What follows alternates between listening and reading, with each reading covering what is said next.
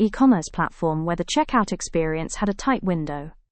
The moment a user clicks on Place Order, a confirmation modal pops up, showing details like a unique order ID, the timestamp, and the user's name. But here's the twist. The modal disappears in just 5 seconds as it redirects to the payment gateway. Now to handle this automation-wise, the key was timing and responsiveness. What I did was build the script in a way that the moment the Place Order button is clicked, my automation instantly starts watching for the modal. It's like standing by the door, knowing a guest is about to arrive, and you're ready to open it the second they knock.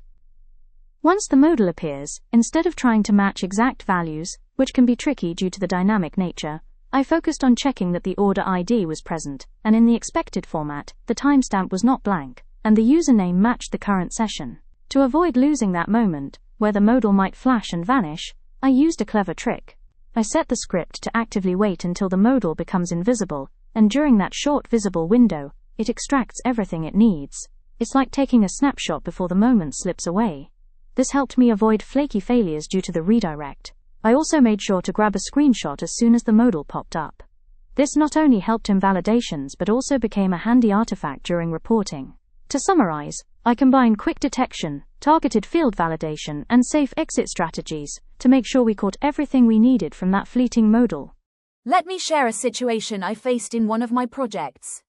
We had a React-based analytics dashboard where each widget was like a small app of its own: weather data, user stats, transaction history, and more. The tricky part, they didn't all load together. Some popped in instantly, some took 2 to 3 seconds, and others, well, they behaved like a slow coffee machine on a Monday morning. Initially, our Selenium scripts were failing because they expected all widgets to load at once.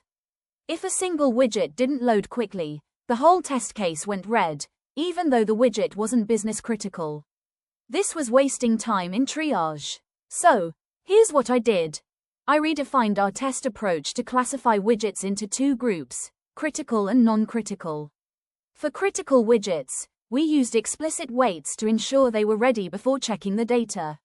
For non-critical widgets, I introduced a retry mechanism with a tolerance, meaning if they didn't load on the first attempt, we'd try again after a short pause, but we wouldn't fail the whole test if they still didn't load.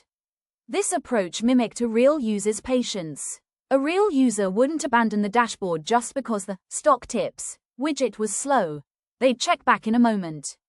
By separating these behaviors and making the framework retry smartly, our test flakiness dropped by more than half.